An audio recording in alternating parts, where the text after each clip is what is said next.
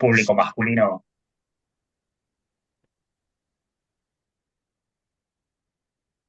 La reunión se está grabando, así que por suerte esta segunda parte de la clase vamos a poder mirarla, vamos a compartirla, después el link. Eh, Como veníamos viendo, nos aboca hoy en esta reunión el tema de la literatura infantil y juvenil, pensar en los orígenes. Hemos abordado en el primer segmento algunas cuestiones eh, más epistemológicas, podríamos llegar a decir, que tiene que ver con posicionarnos frente a lo que es la literatura infantil.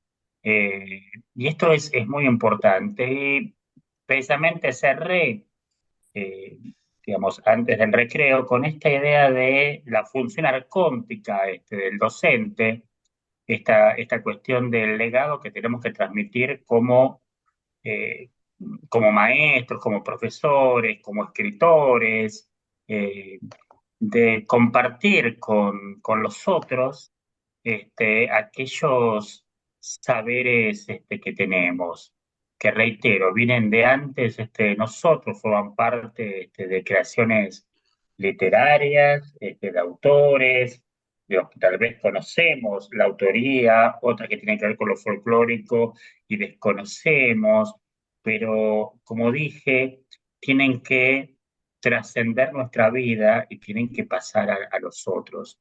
Y creo que acá reside lo importante de dar a conocer el legado literario, universal y regional. No podemos pensar en lo regional de manera descontextualizada. Sí, no hay cosa más linda, por ejemplo, que ver relatos. Un gran amigo, un miembro de la Real Academia Española, Antonio Rodríguez Almodóvar. Es un trabajo interesante, investigación, y, por ejemplo, en la zona de La Puna, haber recopilado versiones de La Cenicienta, pero totalmente unidos a las costumbres y las tradiciones propias del hombre y la mujer de la puna. Entonces, esto es pensar en una literatura realmente universal, pero donde lo local está presente y donde lo regional está presente. Así que ahora, en esta parte del viaje que yo les propongo, vamos a irnos a una clasificación que es muy importante y que forma parte de algo que un especialista tiene que manejar. Eh, Ahí comparto pantalla, espero que la estén viendo todas, todos. Eh, Era con la clasificación de la literatura infantil y juvenil. Siempre cuando explicamos el tema de las clasificaciones es algo complejo, porque es tratar de entender que estas clasificaciones son posteriores a los textos literarios. Sí, son formulaciones teóricas que han hecho distintos especialistas como para tratar de ordenar la cantidad de materiales literarios y, como siempre digo, tratar de meterlos en bolsas de acuerdo con características más o menos similares. Eh, no es algo exacto, como también decíamos al comienzo y cuando hablábamos de definiciones, de cosas en torno a la literatura infantil. Son perspectivas teóricas y nada más que eso. Hay muchas maneras de clasificar la literatura infantil y juvenil. Comparto con ustedes dos de ellas que las considero interesantes. Una más clásica, que es la de Ernest Thompson, y otra no tan conocida, que es la de Anna Pellegrini. Arne Thompson fueron dos investigadores yanquis que formularon precisamente una clasificación. Después sumó una tercera persona que completó esta caracterización que hicieron, pero después de haber leído muchísima cantidad de material destinado a niños y jóvenes, sobre todo de origen folclórico, pero es aplicable al resto de la literatura infantil en general, hicieron una clasificación de los textos literarios de la literatura infantil. Y es la siguiente, fíjense. Primero habla de cuentos de animales. Eh, Después, una segunda, ya lo vamos a retomar cada una de ellas. Después, un segundo punto, los cuentos comunes. Es decir, todos los que no son cuentos de animales entrarían dentro de estos cuentos comunes, que a su vez subdivide esto en cuentos maravillosos, religiosos, novelescos, del ogro tonto. En tercer lugar, los chistes. Y en cuarto lugar, los cuentos de fórmula. Bueno, los cuentos animales, obviamente, a ver, la palabra lo dice, tiene que ver con toda esa literatura que tiene a los animales como protagonistas. Eh, Acá entran desde cuentos comunes, que podrían hacer, traten de silenciar, por favor, los micrófonos.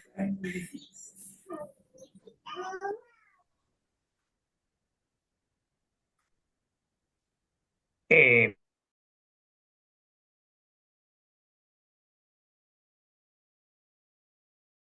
Qué sé yo, la compilación de los hermanos Grimm, por ejemplo, tenemos los músicos de Bremen, sería una posibilidad. Y después, bueno, los cuentos maravillosos. Todos los cuentos donde lo que interviene tiene que ver con el mundo de las hadas, los duendes, donde aparece esta cuestión de una ficción particular que tiene un nombre que tal vez para algunos pueda llegar a ser la primera vez que la escucha, que es la ficción feérica.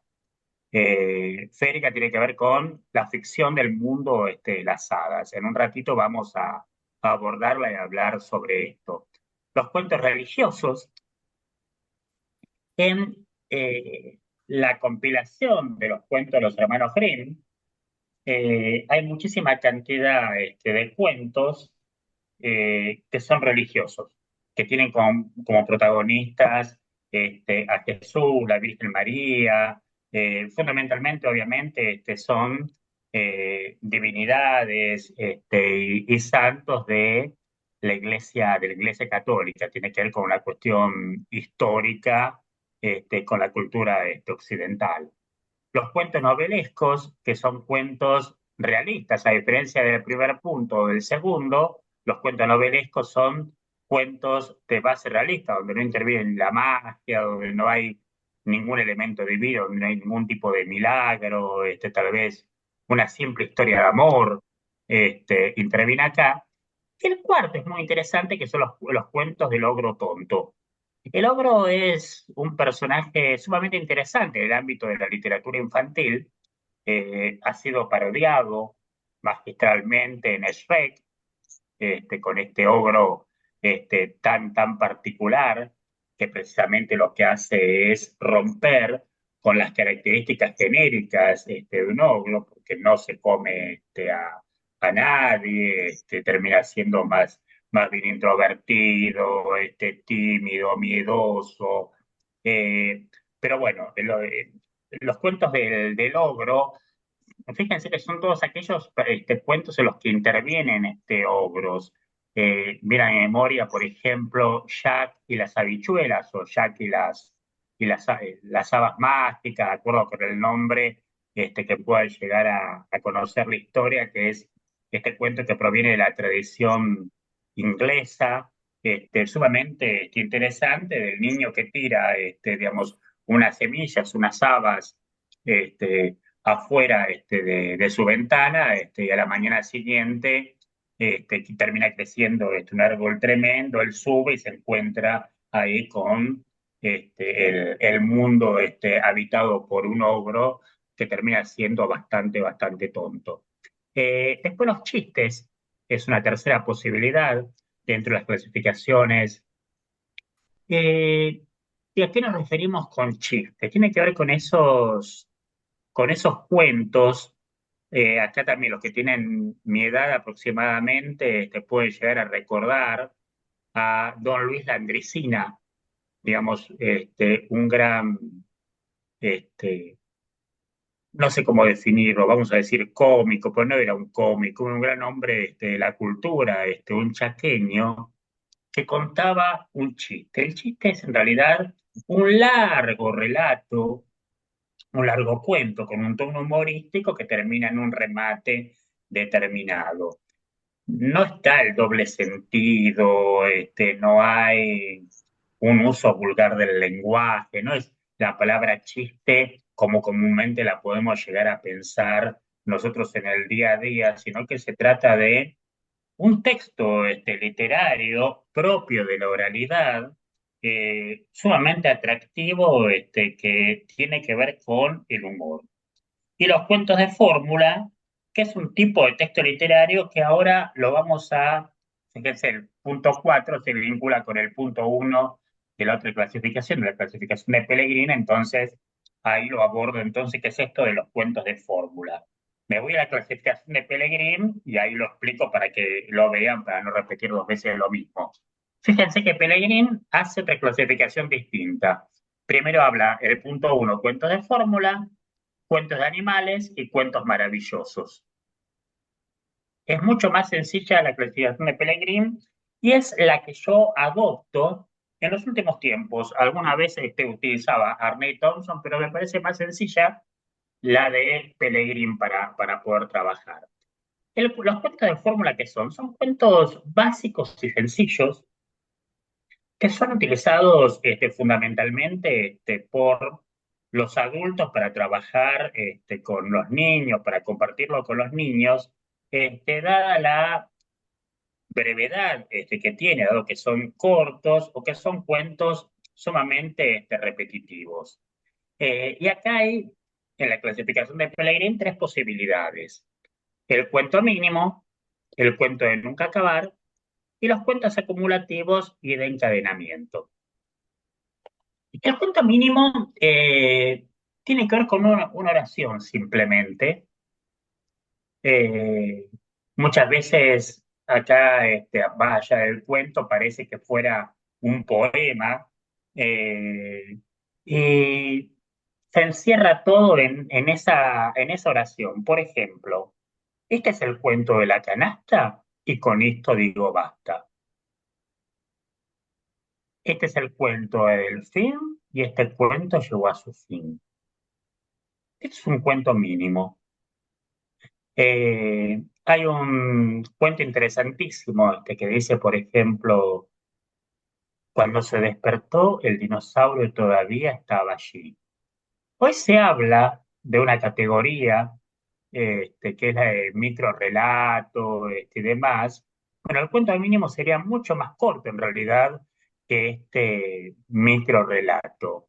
Es simplemente una oración, a lo sumo dos, que tienen una idea determinada y son considerados en estas clasificaciones como si fuera un cuento. Después el cuento de nunca acabar, acuérdense, seguramente le habrán dado más de una rabieta como a mí cuando te preguntaban cuando eras chica, ¿querés que te cuente el cuento de la buena pipa?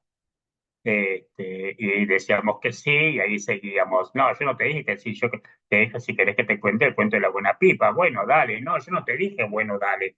Yo te dije si querés que te cuente el cuento de la buena pipa. El cuento de nunca acabar se caracteriza por esta repetición constante y porque nunca acabamos y porque nunca llegamos ni siquiera a comenzar a contar el cuento. Entonces tiene que ver con todo un juego del lenguaje, hecho a partir de preguntas y de respuestas sumamente interesante, que está bueno porque como en mucha cantidad de juegos infantiles en los que interactúa, por ejemplo, un adulto y el niño, como el Veo Veo, donde primero el adulto es el que le enseña y se lo dice al niño. Pero luego el niño toma este formato determinado y se transforma en realidad en el emisor de este cuento de nunca acabar y tal vez juega con ustedes docentes, con ustedes papás, y preguntándoles si querés que te cuente el cuento de la buena pipa. Y el último cuento, el último tipo de cuentos son los cuentos acumulativos o de encadenamiento, donde se van sumando distintos elementos. Por ejemplo, uno de los más famosos, hay muchos, es la chiva del cebollar. ¿Lo conocen, la chiva del cebollar? Eh, bueno, capaz que lo conocen, pero lo he contado por mí, así que les cuento un poquito. Yo amo narrar, lo que pasa que acá narrar es complejo y perdemos demasiada clase. Entonces simplemente se lo voy a contar rápidamente. Pero resulta que una vez había una anciana que tenía una granja hermosísima. No saben lo que era la cantidad de hortalizas que tenían, eran las mejores que había en toda la comarca. Y estaba muy orgullosa, en realidad, de todas las plantas que tenía. Una mañana sale para ver lo linda que estaban todas las hortalizas y de repente se encuentra con que había una cabra o una chiva ahí en medio de toda su plantación. Se enloqueció porque obviamente estaba comiendo y le estaba arruinando todo el trabajo de meses y meses para llegar a tener esas hortalizas. Entonces le pidió encarecidamente que se fuera y la chiva o la cabra, como lo querramos llamar, depende de la versión, le dijo, yo soy la chiva del cebollar, de aquí nadie me va a sacar. Y se bufó y se rió de ella y seguía ahí. Y la viejita le empujaba y no lograba que se fuera. Se puso tan mal que se largó a llorar y en eso se acercó un caballo y le preguntó el caballo qué le pasaba. La vieja le contó, entonces el caballo se acercó y el caballo le pidió que por favor se fuera. Y la respuesta de la chiva, ¿cuál fue?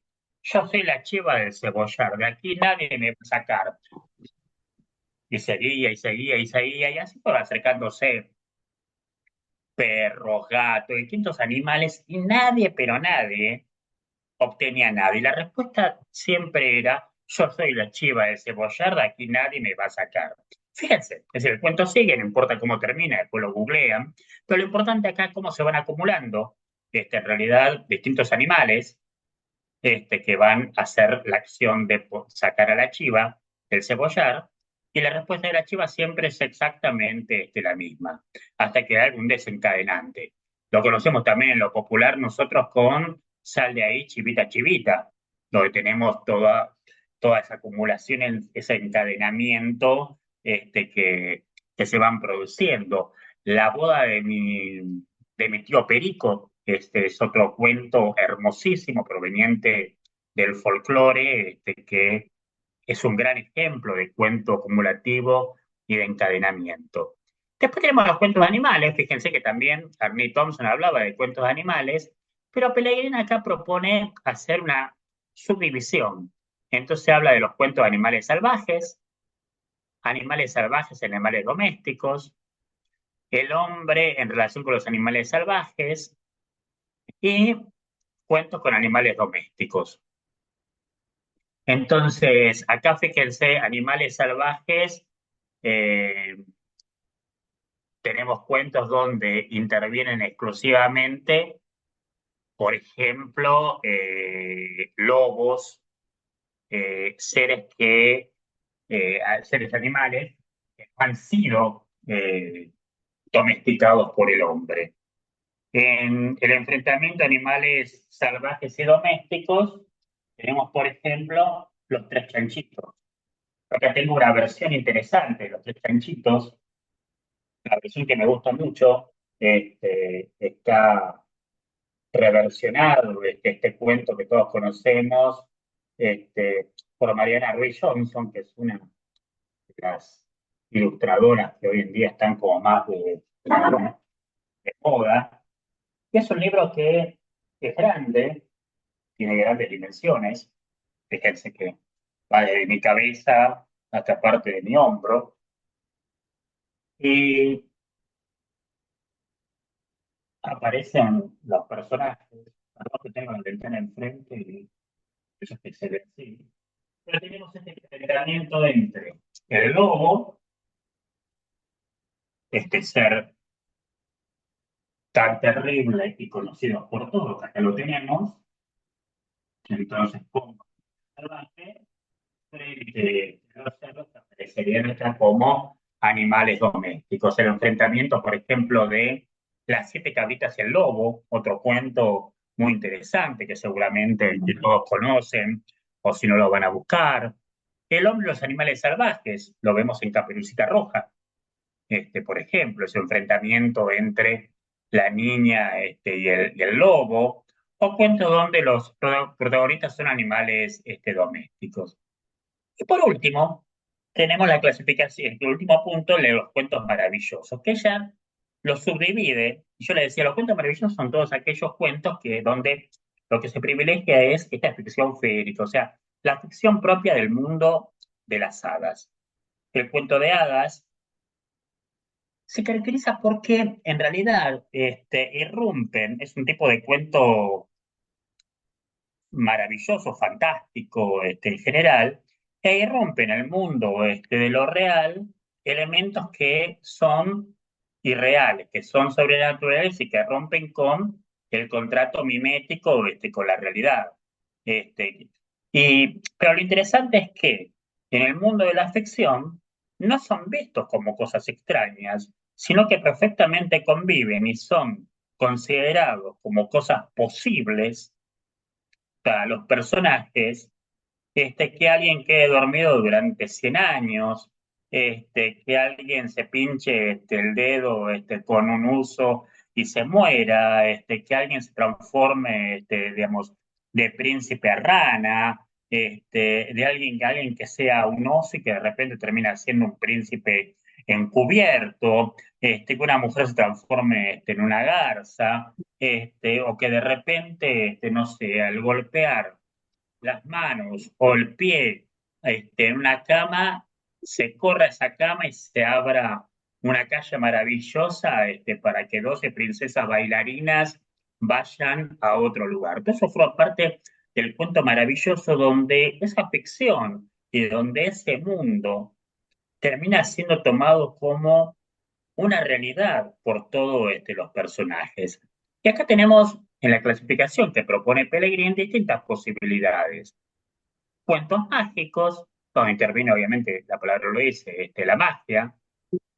Entonces acá entra Cenicienta, por ejemplo, y pensamos en el hada transformando la calabaza y los ratones o los harapos en otros elementos distintos, en otra cosa mucho más lujosa. Eh, los cuentos maravillosos tienen esta característica de esa transformación, unas presencias, por ejemplo, del número 3 el ritmo ternario que se da ahí, que también es muy importante. Vieron que los cuentos maravillosos muchas veces aparecen tres hijos, aparecen tres pruebas, aparecen tres caminos, aparecen tres días. Los, Muchos discuten acerca del origen de por qué este uso del número 3. Yo en lo personal me tiro más hacia la importancia que tuvo el origen de estos cuentos, de la religión cristiana fundamentalmente la Iglesia Católica en lo que respecta a esta cuestión del número 3 que tiene una presencia tan grande dentro de esta religión. Entonces, si ustedes se acuerdan, qué sé yo, para la concepción católica, Dios es uno y tres, Padre, Hijo y Espíritu Santo. Eh, Jesús le dijo a San Pedro, antes de que el gallo cante, me negarás tres veces. Eh, Aquellos que somos católicos rezamos en el credo, al tercer día resucitó entre los muertos. Entonces, fíjense la presencia del número 3 cómo ocupa en la religiosidad también un lugar tan importante. Y así como ocupa ese lugar importante, también tiene un lugar en el universo de los cuentos maravillosos. Entonces, los cuentos mágicos son una primera posibilidad, los cuentos donde aparece un adversario sobrenatural, donde aparece tal vez algún genio. Entonces, acá nos vamos a eh, Alibaba, por ejemplo, y el genio del anillo, que a veces puede estar a tu favor, pero también puede estar en tu contra, el genio de la lámpara. Lo interesante es que en esta clasificación es, un cuento puede llegar a ser un cuento mágico, pero a su vez un cuento de adversario sobrenatural. Es decir, no es que solamente forma parte de una categoría, sino que son de más de una. Después me aparece un esposo, una esposa encantado. El sapo es lo más común, pero podría llegar a ser, si pensamos en el folclore ruso y en el maravilloso ballet El lago de los cisnes sin Tchaikovsky, pensamos tal vez en estas mujeres transformadas en cisnes. Entonces tenemos muchas cosas interesantes, tareas sobrehumanas. Acá intervienen desde mitos de la antigüedad, tal vez pensamos en Prometeo, dando el fuego de los dioses a los hombres, el Prometeo encadenado, en los trabajos de Hércules y en infinidad de cuentos en los que se realiza alguna tarea que no es posible realizar. O la presencia de algún objeto mágico, alguno o algunos objetos mágicos. Sí, todo esto, por ejemplo, de cuentos maravillosos, se hace presente, son fanáticos de Harry Potter como yo, en Harry Potter. Es decir, todos estos elementos Rowling lo tomó y lo recontextualizó de una manera maravillosa en esa gran obra que ella hizo. Entonces, fíjense, estos son maneras de clasificar los cuentos. Si ustedes googlean, si buscan, van a encontrar la clasificación de May Thompson o la de Pellegrin bien desarrolladas, pero simplemente se los quería presentar como para que ustedes tuvieran aquí un pantallazo precisamente de cómo clasificar y cómo ordenar. Y nos vamos a la historia en sí y Perdón, vamos a... profesor. Perdón, profesor. Sí, Normi. Sí, hay algunas preguntas en el chat. Antes de pasar a otra diapositiva, Ah, perfecto. Espera porque te leo si querés, ay, me profe. lees porque no tengo manera de verlo al Sí, estar compartiendo pantalla. dale. Uno dice, ¿los cuentos de animales incluyen las fábulas o quedan enmarcadas en la literatura clásica? Bueno, interesante esto. A ver, ¿qué nos pasa con la fábula? En realidad, forma parte de la literatura, es literatura clásica, si el concepto de clásico tiene que ver básicamente con esa literatura que eh, subsiste, pasa la barrera del tiempo. La fábula es un tipo de cuento en particular, de historia en particular, que a veces está dejada de lo narrativo y de lo literario y a veces es despreciada porque, claro, la perspectiva de la fábula es una perspectiva absolutamente didáctica que, como todos sabemos, cierra con una moraleja final. O puede estar al comienzo también, son posibilidades que tiene la fábula, pero más allá de eso, tiene una moraleja y una bajada de línea. En cambio, el resto de los textos literarios no lo tiene, al menos no lo tiene de una manera tan notoria. Pero sí, perfectamente la fábula encaja dentro de esta categorización de cuentos de animales. Sí, sí, sí, sí.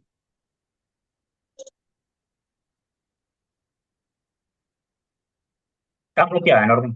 Sí, sí, sí. Bien, otra. Dice, muy buena la versión que se incluyó en la biblioteca del programa de los primeros años de La Chivita, habla de la canción de La Chivita Chivita. Y hay una otra pregunta que dice, por ejemplo, que se abre el ropero y hay otro mundo, como en Narnia, pregunta con referencia seguramente a los cuentos maravillosos, supongo. Exactamente, a ver, claro, acá es lo interesante, es decir, fíjense cómo nosotros tenemos en Narnia esta cuestión dentro de lo ficcional, acá tenemos lo que sería muy shakespeariano, el teatro dentro del teatro, la literatura, la ficción dentro de la ficción. Cómo hay un marco ficcional, una primera historia, un primer nivel de la historia, donde niños de nuestro mundo, entre comillas, pero el mundo de lo real, aunque sea ficcional, ingresan a través de este ropero a ese otro mundo, que también es ficcional, pero claro, no lo ven como una cosa extraña. Tiene que ver con los pactos de repente de lectura que se va realizando tanto en los personajes como el lector. Es como cuando nosotros vemos Harry Potter, leemos Harry Potter y creemos que podemos ingresar por medio de esa plataforma, que si nos vamos con esa columna, ingresamos de golpe, pasamos hacia ese mundo de lo mágico. Fíjense que ahí Rowling hace exactamente lo mismo que pasa con Narnia, es meterte por medio de una columna en lugar de abrir este, una, una puerta. Saben, hace algunos añitos me acuerdo de una exposición muy interesante que hubo en un centro cultural en Rosario, eh, precisamente ibas por un gran pasillo y tenías puertas de placares y vos abrías una puerta de placar y te encontrabas con una cantina, abrías otra puerta de placar y te encontrabas con un espacio, una habitación donde había una calecita, donde había hermosísimo para recrear en alguna muestra, en alguna escuela, carísimo, complicado para hacer, pero muy lindo. Pero tiene que ver con eso, lo maravilloso, porque es creer y tomarlo como algo totalmente natural. En eso consiste, porque, reitero, lo maravilloso tiene que ver con la literatura fantástica. Y la literatura fantástica, como decía Todorov, un gran investigador que se dedicó a escribir sobre esto en su libro de antología, perdón, de literatura fantástica, o una investigadora argentina llamada Ana María Barnechea, decían lo mismo. Lo interesante es que hay un elemento extraño o algo que irrumpe en el mundo de lo cotidiano, de lo común, de lo conocido absolutamente por todos.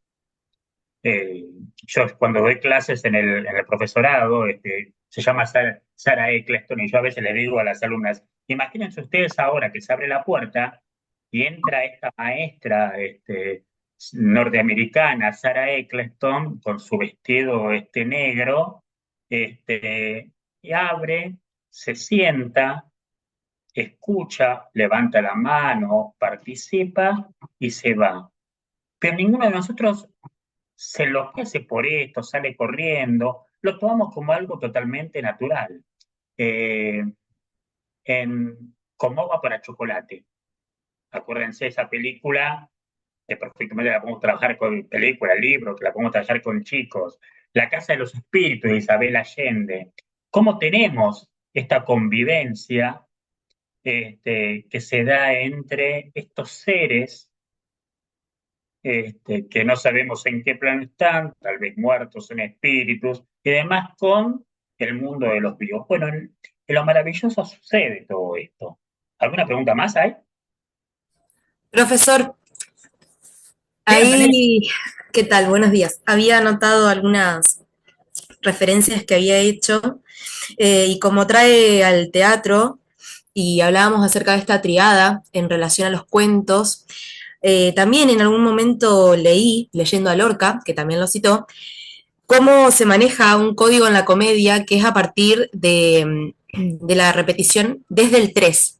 La caída del chiste siempre ocurre cuando este es hasta 3 veces. Si hay una cuarta, pasa desapercibido, agota, y si hay una segunda, pasa desapercibido. Entonces también esto que usted había traído en relación a cómo todo viene desde ese número y desde esta referencia, me pareció como que conjugaba mucho con esto que en algún momento había leído acerca de lo que significaba el número 3 en toda literatura. Y después algo que mencionó acerca de los cuentos de los animales, eh, y hablaba de que cómo se hace posible lo imposible cada vez que están estas narraciones que son de pronto en referencia a los animales o de pronto en lo maravilloso, en lo mágico. Eh, y me resonaba con esto de cuentos de animales porque en las infancias sucede de que cuando se escribe, nos reconocemos o nos identificamos en lo que le está sucediendo a este animal, ¿no? Como un adulto, las adulteces escribimos para las infancias, tratando de que éstas reconozcan ahí o se identifiquen en estos relatos. Se me viene un cuento que se llama La vaca de la amistad nos habla. Entonces toma como esta vaca que va a la escuela y demás, que es todo un mundo más de lo cotidiano, de las personas, para que de pronto desde ahí las infancias se identifiquen en esto y, mira, a mí también me pasa como en la escuela de la amistad y bueno, etcétera. Me parecía como que se articulaba mucho eso y me pareció muy interesante que traiga estas clasificaciones, eh, porque la referencia de que cómo en los cuentos se hace posible lo imposible o se hace cercano lo que está lejano, me pareció como muy conmovedor y muy interesante también tener cerca esta clasificación. Gracias, Antonella. Sí, no, el tema de la identificación es decir, por una cuestión de tiempo no vamos a llegar, pero precisamente es sumamente interesante porque en la literatura infantil todo el tiempo se va produciendo esta identificación eh, y, claro, el niño tiende a identificarse con este personaje, este niño, este chiquito. eh, si lo tenemos de algunas obras que van a leer, porque son despreciadas. O sea, a mí me interesa sobre todo era conocer o retomar autores que hoy están dejados de lado y que son despreciados por determinados círculos. Entonces, El Patito Coletón es un cuento que vamos a leer de Marta Salotti, hermosísimo, hermosísimo, que en realidad es un original que lo retoma Keiko Casca en Choco encuentra una mamá, busca una mamá, depende de la traducción, y donde el nene se termina sintiendo identificado con este nene y con las cosas que le puede llegar a pasar cuando se pierde o cuando está solo, cuando busca una madre, es propio de este mundo.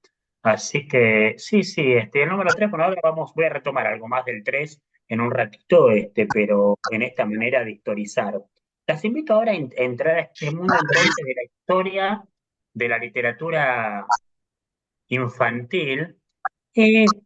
No vamos a irnos a los orígenes porque sería tal vez irnos demasiado atrás, pero les invito a ir al siglo XVII y puntualmente me interesa pensar en uno de los este, grandes antecedentes y para la literatura infantil que tenemos, que es Charles Perrault.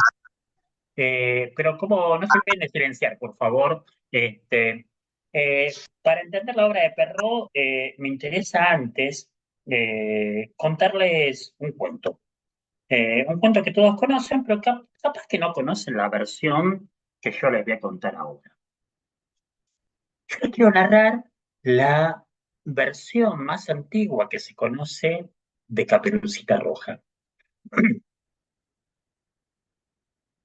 Una vez, hace mucho tiempo, una mamá le dijo a su hija que era conocida como Caperucita Roja, porque usaba precisamente una caperuza de color rojo, que tenía que llevarle comida, básicamente leche y pan, a su abuela, que vivía al otro lado del bosque, que estaba muy, muy enferma. Le pidió esto y le dio dos indicaciones. En primer lugar, lo que le pidió es que no hablara con nadie desconocido en el bosque, que era muy importante eso, que guardara silencio y que ella no hablara. Y en segundo lugar, le pidió que tomara el camino más corto. Había dos posibilidades de llegar a la casa del abuelo, por un camino largo, lindo, que pasaba por un estanque lleno de aves, que podías ver una hermosa vegetación, y otro camino que era más corto, que no era tan atractivo, pero que era tal vez el más seguro. Caperucita le dijo que sí, que por supuesto que lo iba a hacer, y emprendió viaje. A los pocos metros de entrar en el bosque se encontró con el lobo la saludó. En ese momento los lobos hablaban y eran muy amables. Y Caperucita, desobedeciendo esa indicación que le había dado su madre, se puso a conversar y le dijo que iba a la casa de su abuela, que le iba a llevar alimentos, y que su abuela estaba enferma y que no podía salir, que estaba acostada. Luego le escuchó atentamente. Y a continuación, luego le preguntó: ¿qué camino vas a tomar? ¿Vas a ir por el camino que es corto y feo? ¿O vas a ir disfrutando de todo el paisaje y toda la belleza de la naturaleza en el camino más largo? Caperucita, una vez más desobedeciendo a su madre, le dijo que iba a ir por el camino largo porque era el más hermoso. El lobo se despidió, también amablemente, y Caperucita emprendió su viaje por este camino largo. El lobo tomó el camino corto, llegó a la casa de la abuela, entró de golpe, la mató y se puso su ropa. Parte de la carne de la abuela la comió, pero parte de la carne la cortó en rebanadas muy, muy, muy finitas y la puso sobre una bandeja hermosísima que la abuela tenía. Acomodó las fetas de carne de la abuela y la puso sobre la mesa. Y como había mucha sangre que se había derramado, tomó una jarra y la metió en el interior de esa jarra y se acostó a esperar. Al rato escuchó que golpeaban la puerta y el lobo, disfrazado de abuela, dice: entrá, querida. ¿Cómo sabía que era ella? No lo sé, pero bueno, le dijo: entrá, querida, y Caperucita entró. Estaba todo como medio oscuro, hacía un frío bárbaro ahí adentro. Hola, Abu, ¿cómo estás? Te traje acá pan, leche, cosas que te mandó mamá. Ay, qué frío que hace. Y el lobo, su abuela, le dice en ese momento: ¿por qué no te calentás y no comes algo? Mira, ahí arriba de la mesa hay una carne especial que preparé. Entonces Caperucita se acercó y comió la carne que estaba sobre ese plato. Después le dijo que tenía sed y el lobo le dijo: sí, allá arriba de la alacena hay una botella con un líquido, tómala. Y así Caperucita tomó la sangre de su abuela. Una vez que terminó de comer, dijo: ay, qué frío que tengo. Y su abuela le dice: ¿por qué no te metes en la cama conmigo? Caperucita se saca la capita y le dice: ¿dónde pongo la capita? Y la respuesta que obtiene es: tirala al fuego, nunca más la vas a necesitar. Luego se sacó el vestido y la respuesta fue: tirarlo al fuego, nunca más lo vas a necesitar. Se sacó las enaguas, y cada vez que sacaba una prenda, la respuesta era: tirarlo al fuego, nunca más lo vas a necesitar. Una vez que estuvo totalmente desnuda, se metió en la cama. Y cuando se metió en la cama sintió el calor de ese cuerpo que estaba acostado. Y comenzó con las preguntas clásicas que todos conocemos: ¿qué orejas tan grandes tenés? Bla, bla, bla. Todas, las que han perdurado, hasta que finalmente le dice: abuela, ¿qué boca tan grande tenés? Y en ese momento el lobo se la comió. Fíjense, este es el primer relato, el más antiguo que tenemos de Caperucita.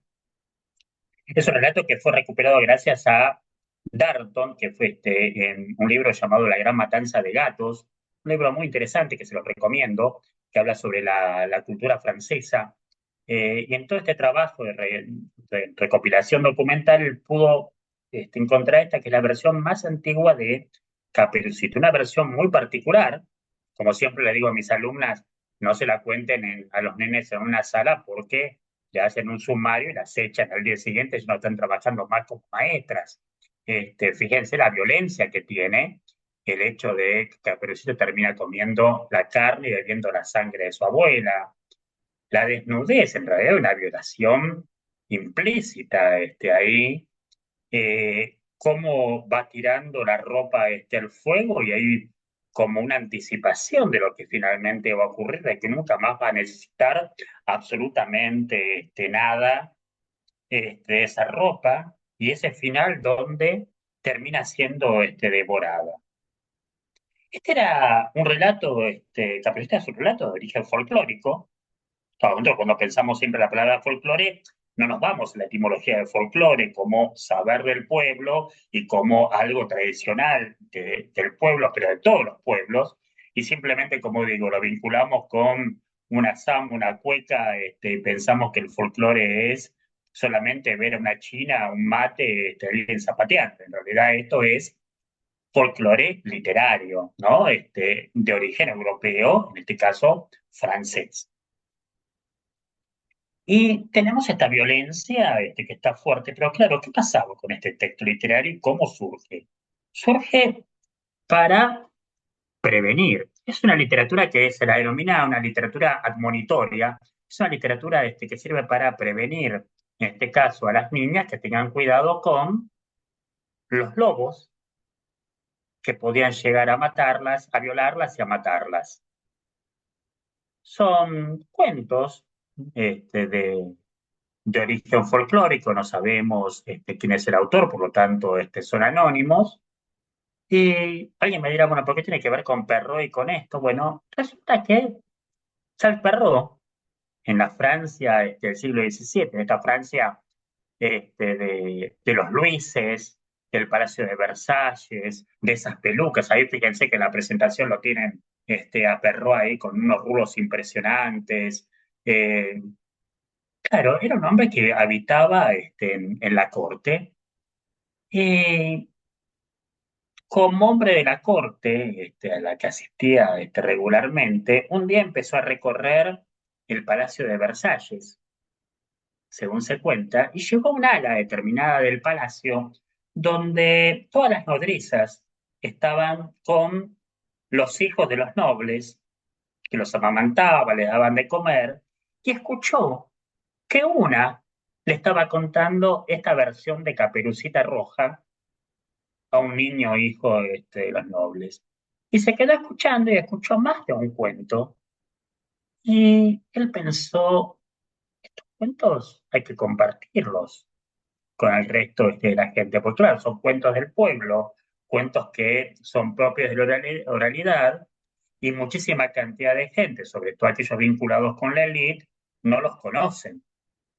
Entonces, él lo que hizo fue una reescritura de estos cuentos. Y así surge el primer libro de cuentos de Perrault, que son los cuentos de Mamá Oca. Mamá Oca en realidad no se refiere a una oca en sí, sino a una mamá ficticia que cuenta cuentos. Donde, ¿qué es lo que hace este Perrault?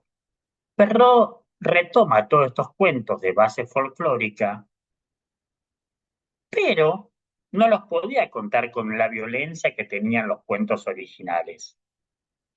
¿Por qué?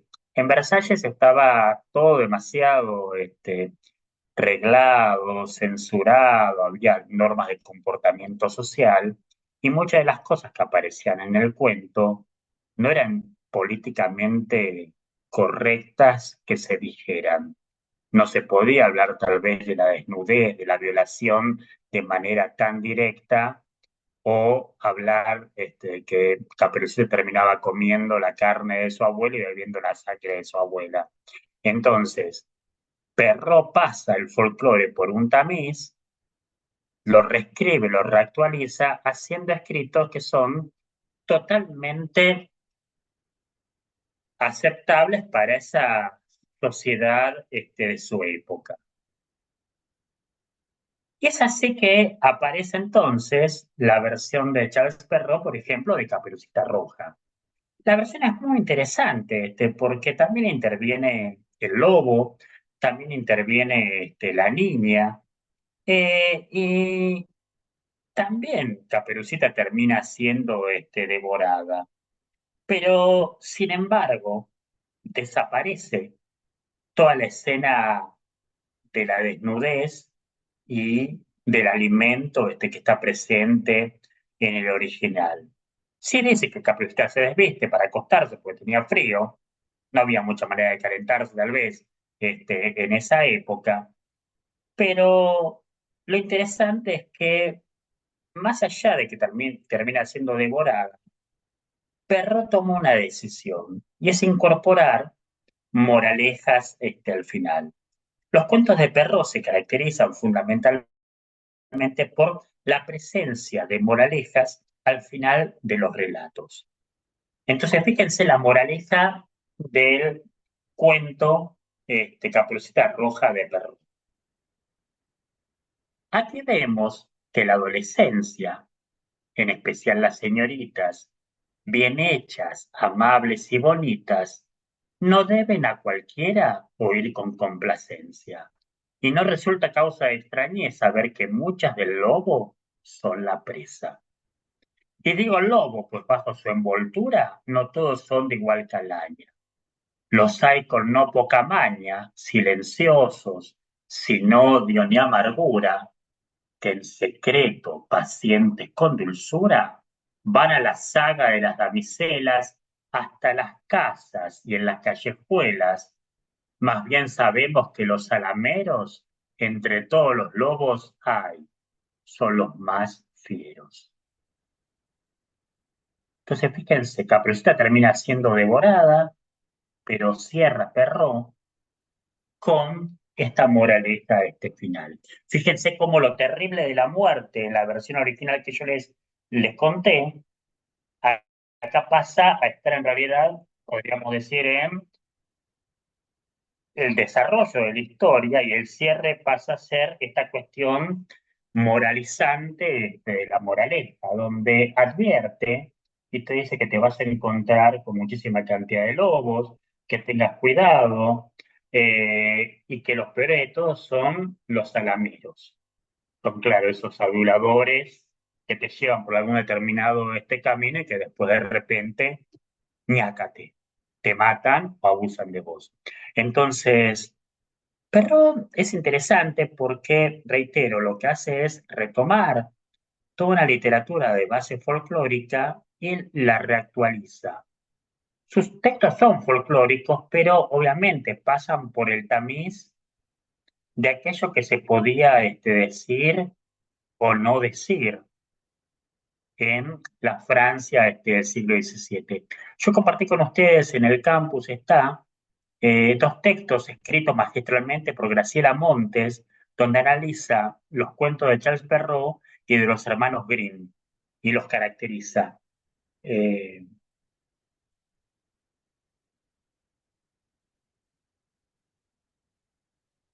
Acá tenemos una versión original del Gato con Botas, que no ha disfrutado de este hermoso cuento. Eh, y en el siglo XVIII, en el siglo siguiente, nos vamos a encontrar con algo muy interesante, que muchas veces pasa desapercibido, que no lo conocen, que no se estudia, que tiene que ver con que en el siglo XVIII aparece muchísima cantidad de escritoras mujeres que son pioneras verdaderamente de la literatura infantil y juvenil. Eh, Son tres, hay muchos más, pero tres son los grandes nombres que tenemos que tener en cuenta, con producciones como muy distintas entre sí. Por un lado, está primero, que a mí me encanta, Madame Lepeltier de Beaumont, una noble, las que fueron nobles, este, que ella escribe una obra muy interesante que se las menciona en 1757, que es El almacén de los niños. En esta obra, El almacén de los niños, en uno de los capítulos en sí en particular, incluye un cuento que es La Bella y la Bestia.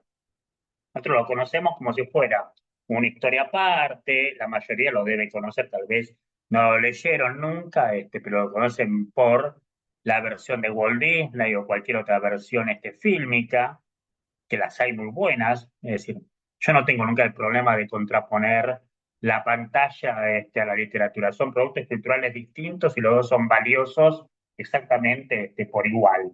Eso lo decía Humberto Eco y para mí es muy importante. Eh, entonces, acá tenemos, claro, ¿qué hacen estas mujeres, estas tres escritoras? Fue Madame d'Aulnoy, que escribe El pájaro azul, uno de los tantos cuentos. Yo les voy a compartir después algo ahora, como para que si quieren, si a alguna le interesa,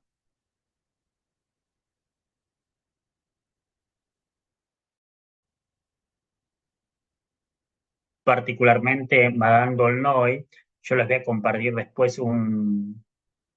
Esperen que quiero abrir la pantalla total y no puedo. Bueno, les voy a compartir después un pequeño enlace a un artículo, un análisis que hice sobre el mundo de hadas de esta escritora que es sumamente importante en el mundo de la literatura infantil y que hoy también está dejada de lado y es ignorada. Y después Madame de Genlis. A diferencia de las dos primeras, Madame de Genlis critica a sus contemporáneas y a la literatura anterior, y básicamente lo que le interesa, es, porque una mujer muy religiosa, es hacer una literatura de tipo moral.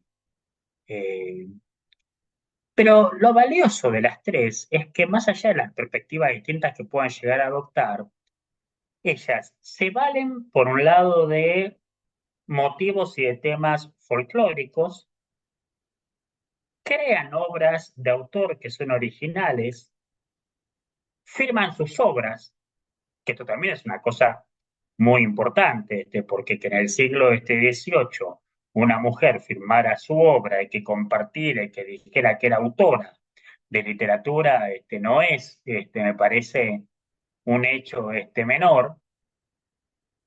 Y por último, algunas de ellas son revalorizadas contemporáneamente y otras son totalmente olvidadas. Es decir, La Bella y la Bestia la conocemos todos, pero tal vez no sabemos quién fue la autora, qué es lo que hizo, cómo vivió y en qué contexto termina creando esta obra literaria.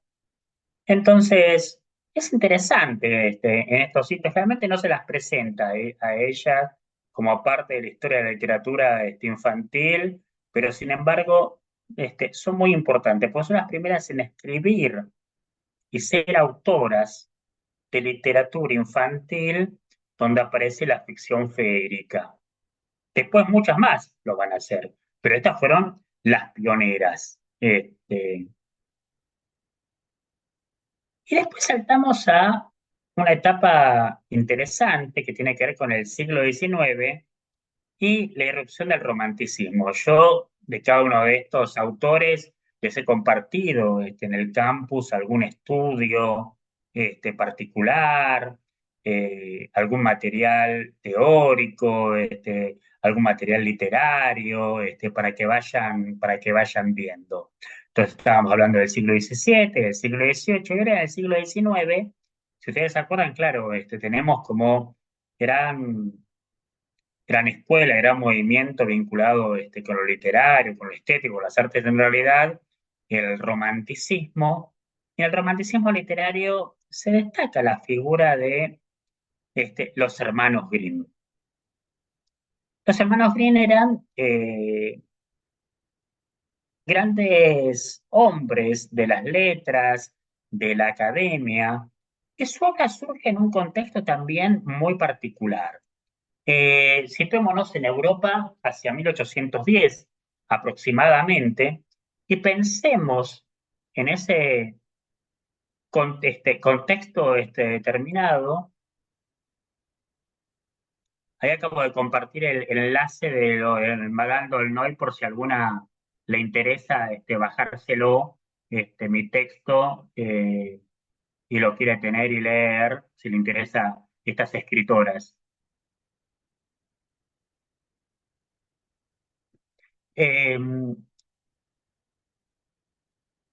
Pensemos, yo le decía, hacia 1808, 1809, lo que era Europa y el panorama político.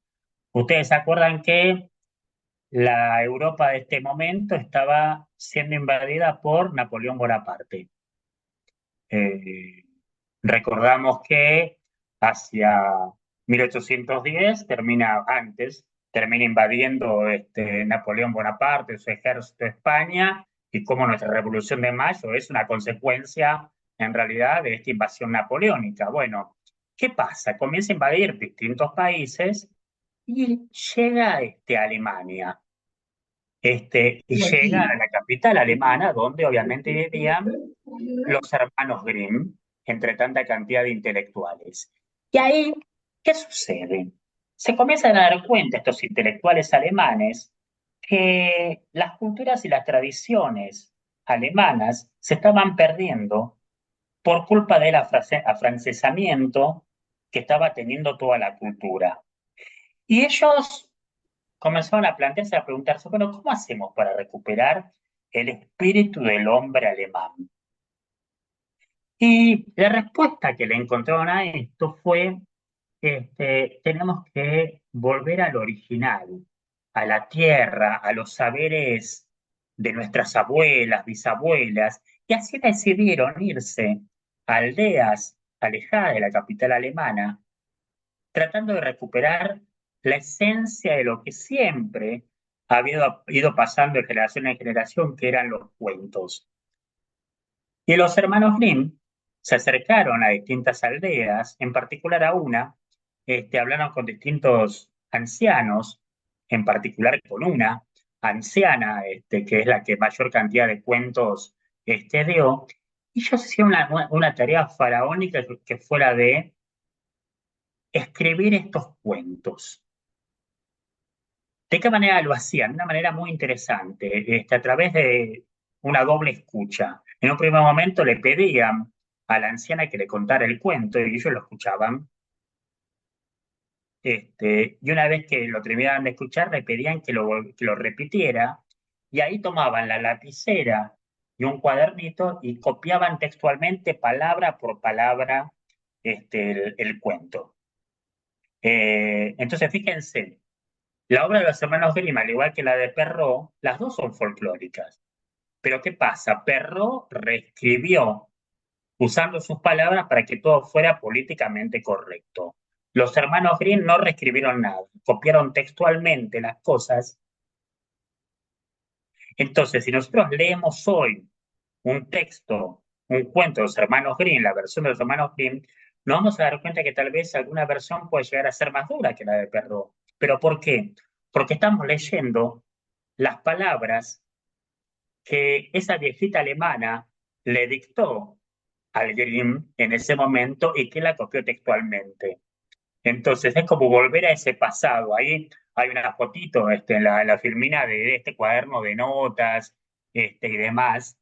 El romanticismo tuvo una de sus vertientes, precisamente tenía con esta idea de volver a los orígenes, volver a lo telúrico, volver a la tierra, volver al pasado folclórico. Si a alguno le interesa, yo siempre recomiendo la mejor versión que tenemos los cuentos de los hermanos Grimm, es esta, antroposófica, es la editorial, se la recomiendo, vale la pena, una pequeña inversión de plata, no sale caro realmente. ¿Y por qué les recomiendo porque es una muy buena traducción, es una traducción hecha por las escuelas de la pedagogía Waldorf, se tiene que ver con una estética y una cuestión muy, muy particular, pero las escuelas Waldorf enseñan y trabajan con los cuentos de los hermanos Grimm, en toda la educación primaria y secundaria. Entonces, es una muy buena traducción, ya digo, es la mejorcita. Eh, en Buenos Aires nos pasa siempre en la Feria del Libro, se vende, es una constante, y los últimos días te lo terminan liquidando y regalando porque la idea de ellos es dar a conocer esta obra de una forma masiva. Este año estaba este libro que estamos hablando de 720 páginas, estaba en 10.000 pesos.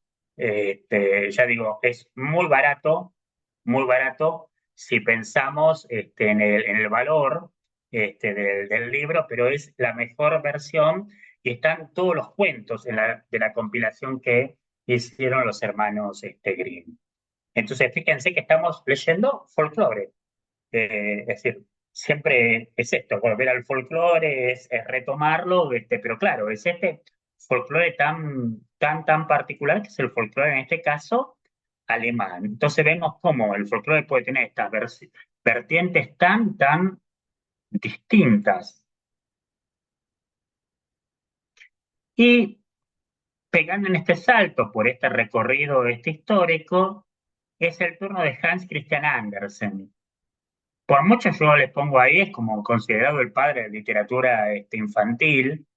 En realidad, no sé si está bien o mal y si corresponde nombrarlo como padre, pero es un grande de la literatura infantil. Ya acá estamos en la presencia de una literatura de autor. Si bien puede retomar algún algún elemento, algún personaje anterior vinculado con el folclore, pero básicamente es esto. ¿Quién no ha leído una de ustedes? No me acuerdo quién era, pero que yo ya le comenté, en el foro puso que recordaba en la niñez haber leído El Soldadito de Plomo. ¿Quién no ha leído El Soldadito de Plomo? Y ha llorado tal vez con este final terrible del soldado y la bailarina fundiéndose al ser abrazados. Aquí también, Andersen es un personaje muy interesante, un gran escritor de literatura infantil, que tuvo una infancia muy linda. Él recuerda cosas muy lindas, pero igual la infancia fue dura, pero tuvo una infancia feliz. Y ¿saben lo que más recuerda a él? De su niñez, el momento en el que el padre le contaba cuentos. El padre hubiera querido ser profesor de lengua y literatura, pero por una cuestión económica no pudo serlo. Y saben que, según dice Andersen en sus memorias, se llama El libro de mi vida, lo pueden googlear, lo van a encontrar, es realmente maravilloso. Eh, Dice que era el único momento en el que él veía a su padre que era feliz, porque se le iluminaba la cara al contarle un cuento a su hijo, porque claro, hubiera querido ser profesor de literatura y la situación económica no se lo permitió. Andersen, por suerte, después consigue una beca, digamos, el rey termina siendo una especie de mecenas, bancándolo económicamente, y por eso llega a escribir cosas pero tan maravillosas. En sus libros pueden ser cuentos, de repente, capaz que eh, maravilloso, La princesa y el guisante. ¿Quién no pensó alguna vez en esa princesa que se acuesta arriba de esa cama sumamente alta, con tanta cantidad de colchones, que había un guisante y que sin embargo se da cuenta que estaba ese guisante porque era una princesa de verdad? O tenemos cuentos con temáticas sociales como la niña de los fósforos, la niña de los cerillos, la vendedora de cerillos, tan terrible y tan actual, ¿no? Porque ahí mostraba una Europa distinta, pero ¿cuántos de estos niños podemos ver hoy en la calle? Tal vez padeciendo las inclemencias del frío, la indiferencia de la gente, tal vez no muriendo, o sí, por la gran ola de frío que tenemos ahora en la Argentina. Pero fíjense cómo a veces la literatura, si no fue escrita hace muchos años, puede ser reactualizada, como un texto sigue significando tanto. Este, Cuando hablamos aquí de una niñez y una niñez desposeída. Andersen trató de crear un universo maravilloso en el ámbito literario y yo creo que hizo realmente. Eh, Fíjense que es un saltar de un lugar a otro, pero en esta materia ustedes lo que se van a llevar es, me parece, un salpicado de temas y cada uno en función de lo que le interese, en algún momento va a volver a alguno de estos temas, lo va a leer y lo va a profundizar. Igual acuérdense que el canal de las dudas en el campo virtual está abierto para que me pregunten lo que necesiten y para que yo las pueda llegar a orientar. ¿Eh? Y en este paseo, ahora vamos a saltar a que es maravilloso y que no sé si lo conocen, tal vez sí, que es Pedro Melenas. Pedro Melenas, fíjense, acá tienen este personaje, Yo no hablo alemán, por lo tanto no se los puedo mencionar en alemán. Si alguno sabe alemán, dígame y me lo pronuncian ahí muy bien. Es la creación de un médico, un psiquiatra llamado Hoffman. James Hoffman, que escribió este libro que es traducido como Pedro Melinas. ¿Qué le pasaba a Hoffman? Él para Navidad quiso comprarle un libro de cuentos para su hijo, para sus hijos, pero no encontró ningún libro que le gustara, porque todos eran como muy adulcorados y no eran instructivos para él. Entonces, Hoffman dijo, como no hay libros para los chicos, se los voy a escribir yo. Se compró un cuaderno en blanco y escribió él el libro de cuentos que quería para sus hijos. Claro, a él no le servía de repente leer un cuento de Andersen donde los chicos terminaban teniendo un final feliz, un cuento de estas escritoras francesas que también tienen finales felices. Él quería algo más duro y que la literatura sirviera, fíjense, era volver a la perspectiva antigua de la literatura y que la literatura sirviera para enseñar cosas, fundamentalmente valores y comportamientos. Entonces, por eso le pongo ahí que su historia sirve para advertir a los lectores, niños, que hay que seguir determinados modelos en la vida si no tenés sus consecuencias. Hay un prólogo, un texto introductorio que lo compartí ahí con ustedes, también es un hombre religioso, dice, el niño Jesús del cielo premia a los niños modelo. Y si se comen la sopa sin ensuciarse la ropa, si se entretienen solitos sin molestar con sus gritos y caminan, claro está, de la mano de mamá, les trae al fin muy dichoso un álbum maravilloso. O sea, la buena literatura es premio para estos niños modelo que, como dice acá, el niño Jesús los va a terminar premiando. Y Pedro Melenas, ¿quién es Pedro Melenas? Este personaje que ahí aparece en la tapa. Y cada uno de los dibujos estaba acompañado de un texto que se caracteriza porque es un texto rimado. El texto de Pedro Melenas dice, aquí están nenes y nenas. Este es Pedro Melenas. Por no cortarse las uñas, le crecieron 10 pezuñas y hace más de un año entero que no ha visto al peluquero. Mírense, qué horroroso, qué niño más cachombroso. Entonces ahí tenemos la descripción de lo que es Pedro Melenas, fíjense con ese pelo y con esas uñas que parecen pezuñas. Entonces, como te está diciendo ya desde lo literario cómo tenés que comportarte, cortarte el pelo, como me lo corté yo para la clase de hoy, para parecer un ser socialmente aceptable, me corté las uñas para no ser similar a Pedro Melenas. Eh, Fíjense si no esta historia que tenemos acá, y el texto dice así, fíjense. Los papás de Paulinita la dejan sola en casita. La niña corre jugando con su muñeca y cantando. Este, oh, maravillas, ve las cajas de cerillas. Qué juguete, qué bonita, dice al ver la Paulinita. Voy a probar a encender como mamá suele hacer. Y miente Paula las gatas. Levantan triste las patas. Tu papá te lo ha prohibido, le dicen con un maullido. Miau, miau, te quemarás, déjalo. Las gatas le advierten, el papá también se lo había dicho, pero sin embargo Paulinita no lo acepta y la vemos a Paulinita prendiéndose a fuego y vemos abajo, fíjense Paulinita que es una pila de cenizas. La nena se murió este, debido a haber desobedecido a su papá y a su mamá.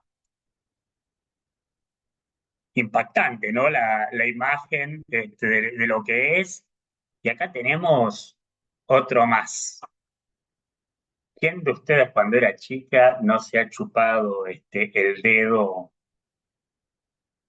Y acá la mamá le dice, Conrado, dice mamá, salgo un rato, estate acá. Sé bueno, juicioso y pío, hasta que yo vuelva, hijo mío, y no te chupes el dedo.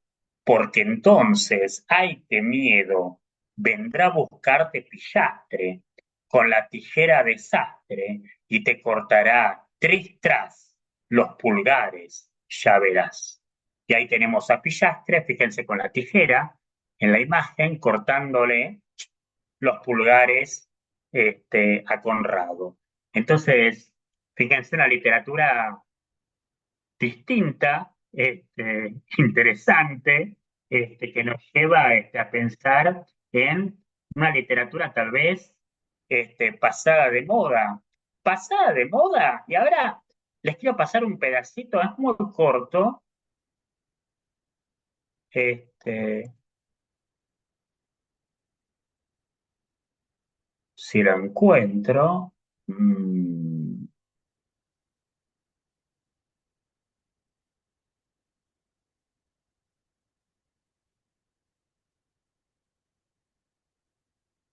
no me da la opción de compartirlo, pero no importa. Se los menciono nada más. Si lo googlean, lo van a... Ah, les comparto el link y ya está. Y cada una lo mirará y listo. Me voy al chat una vez más. Pegar. Yo siempre digo que las películas de Hollywood tontas uno puede aprender mucho. En Mi novia Polly, ¿la han visto? Mi novia Polly es una película hermosísima, una comedia divina. En la parte que yo le compartí a ustedes, es una secuencia determinada. Polly le cuenta a su nuevo novio que está escribiendo un cuento para niños. Y en una parte, el novio se horroriza por una imagen determinada y aparece un nene sin un brazo y el brazo está caído. Y le dice, ¿y esto? Y la respuesta de Polly es, bueno, esto va a servir para que los niños aprendan que no tienen que jugar con pirotecnia. Fíjense cómo la película de Hollywood retoma en realidad a Hoffman y aquellos que este médico escribió hace tanta cantidad de años. Eh, es una literatura, obviamente, que marca un comportamiento social que intenta llevarnos hacia otro lugar totalmente distinto, pero a mí me parece sumamente valioso. Y en ese recorrido, para terminar ya nuestra clase en los próximos minutos, eh, te quiero presentar y hablar de una gran autora que yo amo, que es Beatrix Potter. ¿La conocen, Beatrix Potter? ¿Hay alguna cabecita que diga que sí? ¿No? Beatrix Potter no tiene nada que ver con Harry Potter. Fue una gran escritora que lo que hizo fue, a fines del siglo XIX, crear un personaje literario. En realidad, la creación del personaje literario la hace a partir de una carta, que es la carta esta que yo les adjunto ahí en la, en la diapo, donde aparecen una serie de conejos. Claro, se enfermó el nene de una amiga, si no me equivoco, y ella le escribe una carta y ahí crea un personaje literario llamado Peter. El conejo Peter, Peter Rabbit, como lo conocemos literariamente, o en la traducción es el conejo perico. Eh, es sumamente interesante, es decir, esta es la mejor versión que tenemos de los cuentos de Beatrix Potter, que es esta, que está publicado por una editorial que es de Ascoa, un libro también importante, gordote, y Potter se caracteriza por estas ilustraciones soñadas, maravillosas. Miren la estética que tienen los dibujos. Ella vivía en una granja y vivía rodeada de animales, y todos los animales aparecen en su obra, todos los animales que formaban parte de ese día a día. Si ustedes la googlean en YouTube van a encontrar películas que hablan sobre la vida, porque tuvo una vida sumamente interesante. Y reitero, es una autora totalmente moderna y una mujer que rompe con los cánones de la época. Eh, Hay cosas que para mí son interesantes.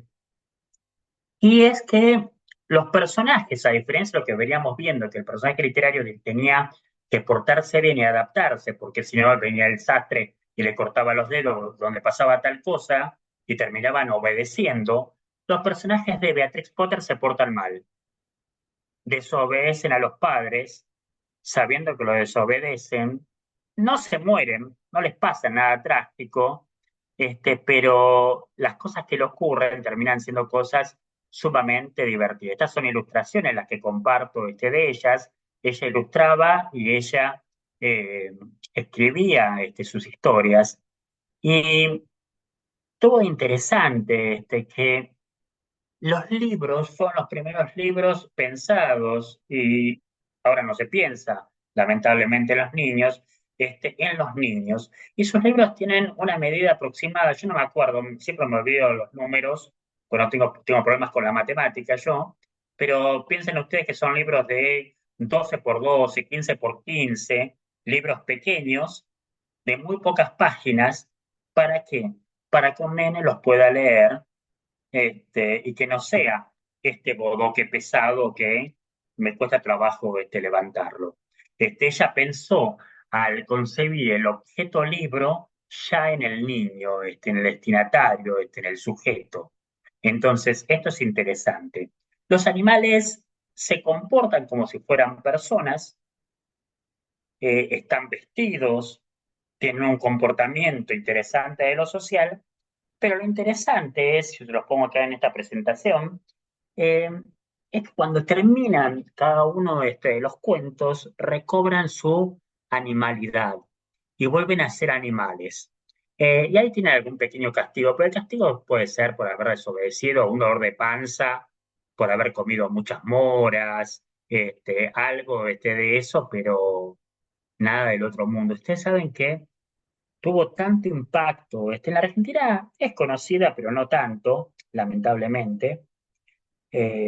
No hay buenas traducciones de su obra, excepto este libro, pero ustedes saben que hay algunos testimonios de chicos que tuvieron que emigrar durante la guerra y que llevaban entre sus pertenencias los libros de Beatrix Potter. eh, Porque formaba parte de esos bienes que ellos tenían y de lo que no se querían separar. Es una autora, reitero, muy valiosa. Anímense, ya digo, googleen, busquen y miren la película como para meterse en su historia y tal vez eso sea un puntapié después para comprar algún libro de ella, donde juega con un humor muy particular. Y sí, sus cuentos están plagados también de humor, de desobediencia, de nenes que se portan mal, que no le hacen caso a los padres. En la historia del Conejo Perico es la historia de una mamá que sale a hacer las compras y que le dice a sus cuatro hijos, tres nenas y un varón: yo voy a hacer las compras, por favor, pórtense bien, no salgan, pero en particular no se metan en la huerta del tío Gregorio, porque recuerden ustedes el humor y lo trágico. Recuerden ustedes, miren este mapa que aparece acá, cómo terminó. Entonces, ahí ven a nuestra Gloria haciendo una carta de conejo. Padre murió. Profe, perdón, pero cuando te pones el libro adelante de la cara, no se escucha lo que decís. Ah, y ahí les cuento. Entonces, el padre termina siendo transformado en una tarta de conejo cuando el tío Gregorio lo agarró. Entonces, la madre le dice, por favor, tengan cuidado y que no se metan. Obviamente, frente a esto, ¿qué hace Perico? Es ir a la granja, desobedece a la madre y le pasa de todo y está al borde de la muerte, pero logra sobrevivir por suerte a esto. Entonces, son personajes realmente muy interesantes. Las películas que se filmaron sobre Peter Rabbit, Hay algunas buenas, otras no tan buenas, porque lo que hacen es crearse otras, otras obras que están a veces alejadas del libro en sí. Pero hay una de las películas que está en YouTube, reitero, de Beatrix Potter, va incorporando eh, dibujos animados, se cuenta cada una de las historias. Entonces, tal vez les pueda llegar a resultar interesante. Y bueno, con esto nos despedimos de este recorrido histórico que yo les vine a proponer para nuestra clase del día de hoy. Eh, Gracias por participar de este encuentro y les puse ahí a Peter Rabbit y les puse, bueno, que si lo ven por las calles, en el jardín de sus casas, que no lo asusten y llévenlo a las clases, a sus libros, a la vida, porque bueno, Peter Rabbit es muy divertido, es obeso, se porta mal, y es un personaje realmente bellísimo, que tenemos que retomar. Entonces hemos hablado un poquito de literatura, conceptualizaciones, clasificaciones y un recorrido por autores que ustedes ojalá que retomen y capaz que a alguna de ustedes le interesa después investigarlo particularmente. En nuestro recorrido por el resto de la materia en las clases que vienen, donde hay un trabajo más autónomo, van a trabajar la semana que viene con eh, un recorte particular y con literatura también europea, norteamericana, pero más contemporánea. Les propongo algo y un trabajo, una lectura y un trabajo en el foro. Y después la tercera y cuarta clase abordamos la literatura infantil argentina. Eh, ya digo, tiene que ver con una cosa súper condensado, es decir, esta clase me llevaría en realidad 8 clases o más, pero bueno, tratar de Marcelo, condensar, sintetizar Marce, absolutamente todo esto. Yo tengo un canal de Marce, YouTube, sí, Sandra. Marce. Bueno, primero decirte que excelente la clase. Todos nos quedamos con ganas de estar aquí, siempre con vos, con todas tus enseñanzas y nos estás abriendo portales a docentes de letras, que muchos estamos aquí y otros también, que desconocemos, ¿no es cierto?, este hermoso mundo de la literatura con digamos, con tantas novedades y cosas que uno está totalmente alejado de eso. Te quería pedir si puedes, un poco antes de cerrar la clase, explicar un poquito el tema de la actividad de la clase de hoy. Sí, en realidad la actividad hoy es muy, muy sencilla porque ya muchos la comenzaron a hacer. La actividad de la clase de hoy tiene que ver con esta presentación que yo les pedí a ustedes. Es decir, no hay una actividad formal donde les pido que lean absolutamente nada. Ojalá que la clase sirva como un disparador para que haya lecturas, para que cada una busque, no todo porque todo es imposible. Yo hace años que me dedico a esto, 25 años a la literatura infantil, a investigar. Yo no escribo por suerte y por respeto a la gente, soy un desastre escribiendo, pero sí investigo y amo esto. Entonces, cada una leerá algo y irá viendo, pero la participación que hay tiene que ver con el participar en el foro de presentación, contarse al resto, leerse, anímense a dialogar. Entonces, de repente, si más allá de que yo les dé a contestar a cada una algo ahí en el foro y de manera pública para que todos lo puedan llegar a leer, pero si ustedes ven que capaz que alguna colega lean, chusmeen lo que otros escribieron, escribió y habló sobre alguna obra que a ustedes también les gustó, anímense a dialogar que a interactuar de esa manera el foro tiene sentido, como si fuera una gran clase donde todos estamos debatiendo. La actividad, ya digo, es eso. Y antes de que Sandra me interrumpiera, le decía, entonces, tenemos esto, y tómenlo como un puntapié inicial para que ustedes después investiguen. Yo le decía, tengo un canal, si ustedes me buscan en YouTube, Marcelo Bianchi Bustos, ponen mi nombre, van a dar con mi canal, y yo ahí subo distintas cosas, hay conferencias, hay charlas que he dado en distintos lugares, clases, poemas que comparto, cosas que comparto hechas por otros, qué sé yo, va a aparecer próximamente, en una semana, un hermoso texto narrado por Norma Gambino, que está acá como alumna, donde lee maravillosamente un cuento muy querido de nuestra gran Laura Devetach, Monigote, en la arena, entonces, como que yo comparto distintas cosas siempre con la autoría, cuando no soy yo, ¿no? Como corresponde, poniendo quién es el que lo narra, el que lo escribe, el que lo hace, pero hay de todo. Entonces, métanse ya digo, en YouTube y van a poder seguir y me preguntan lo que sea necesario, por favor, por el campus, ¿eh? A lo sumo voy a Profe, tardar en contestar, pero vamos a estar contactados de esta manera. Y va a haber mucho trabajo autónomo y la materia se va a terminar con un pequeño, pero pequeño y humilde, no se asusten, trabajito de crítica, de investigación en torno a algún texto literario de esto, de los tal vez no tan conocidos. Así que bueno, profe, si les parece. Sí, Hola, Marcelo, quería hola, buenos felicitarte días. por la clase. ¿Puede ser? Quería sí, decir una Sandra. palabrita nomás. Quería felicitarte por la clase, Marcelo, excelente.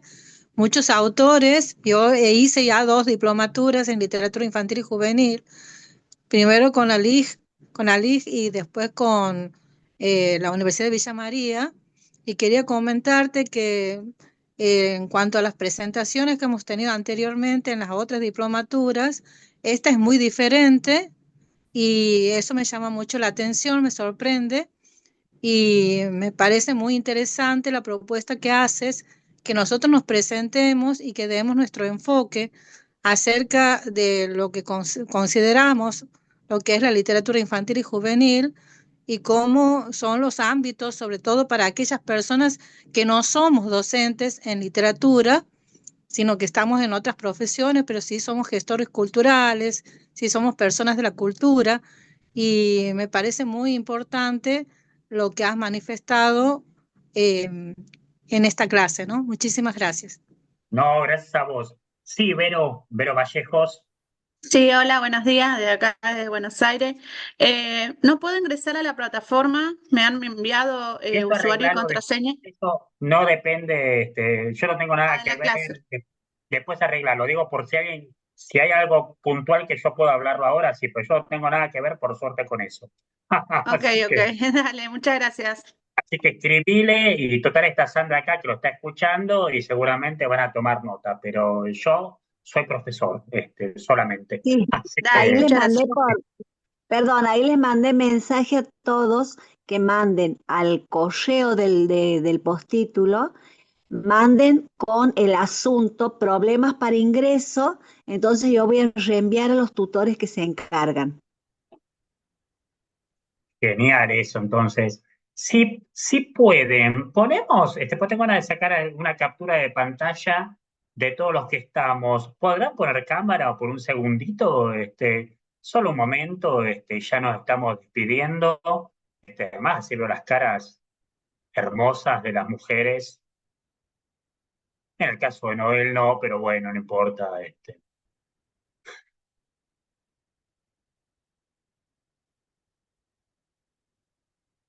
Siempre es lindo, ¿no? Recordar, Hermida se está peinando su jopo, muy bien. Hay caras que no se pueden cambiar, Marcel. Totalmente, Lo totalmente. Así inevitable ha que estado siempre presente. yo después comparto la foto ahí por el campus, se la mando a Sandra como para que la tengamos, pero realmente les agradezco por haberse anotado, pues, por haber confiado en esta diplomatura, por haber estado en la clase de hoy. Disculpen las prolijidades de la primera clase, pero bueno, estamos aprendiendo a manejar cosas, este, esta buena voluntad que es importante y las cantidades de cosas que ha hecho, no se imaginan Sandra cómo se movió en estos últimos días con todo el equipo coordinando, así que bueno, tenemos muchas ganas y los espera, ya digo, una diplomatura hermosa que como decía Zaira, intentamos hacer cuando la pensamos todos juntos, algo que sea distinto y superador de las ofertas que hay. Yo trabajo en el resto de la diplomatura, pero soy crítico de todo lo que hago, entonces tenemos que hacer algo que siempre supere y ojalá que logremos hacerlo. Así que bueno, gracias y seguimos en contacto. Bien, bien. Chao, Marcelo. Gracias, gracias por estar. Gracias, profe. Muchas gracias. Muchas gracias, profes. Gracias.